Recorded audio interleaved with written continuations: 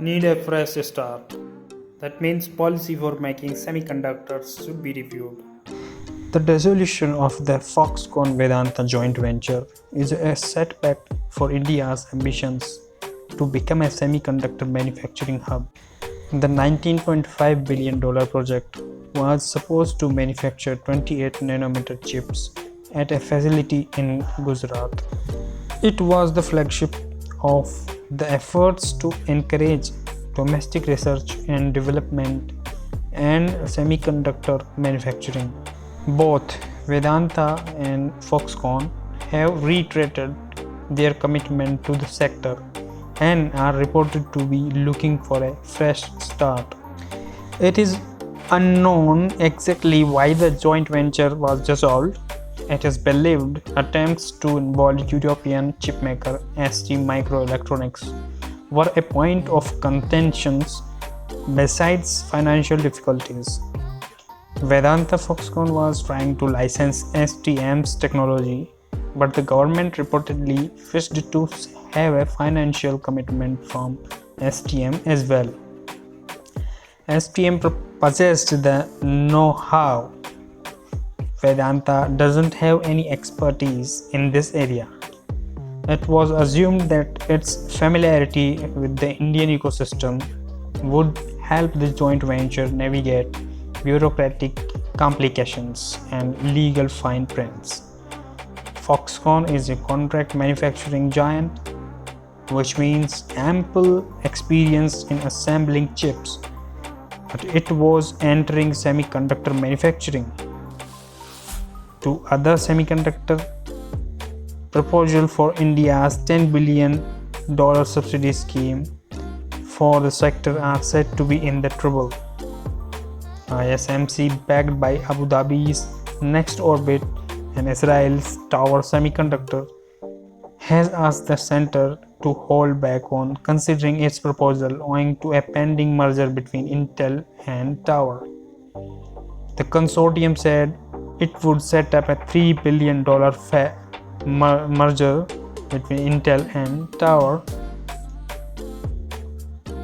The consortium said it would be set up a $3 billion fab in Karnataka, but will wait until the merger, which has been pending for over a year.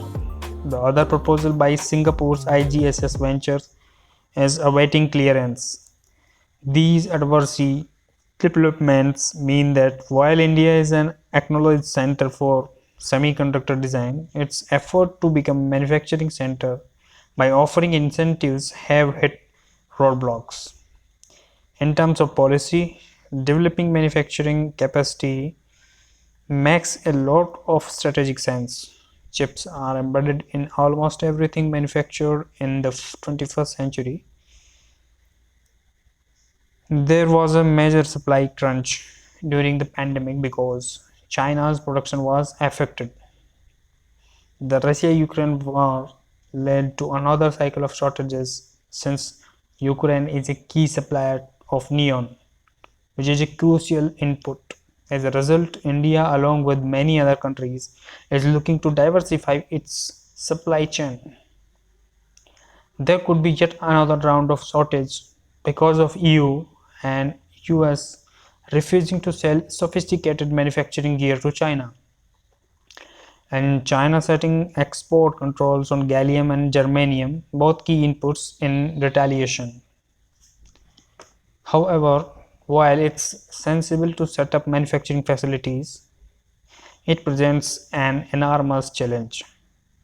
Chip manufacturers require a huge scale to be cost effective.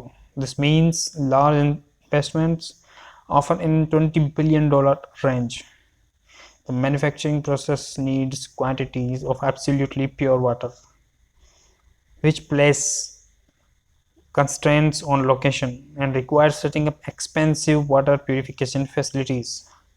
High-end chip manufacturing requires sophisticated technology, which very few corporations possess.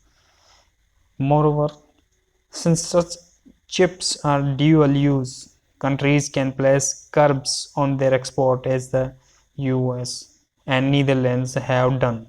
Navigating this requires deft diplomacy. India would do well to keep trying again foothold in this area, given that even domestic demand could exceed $60 billion by 2030. But it may have to rest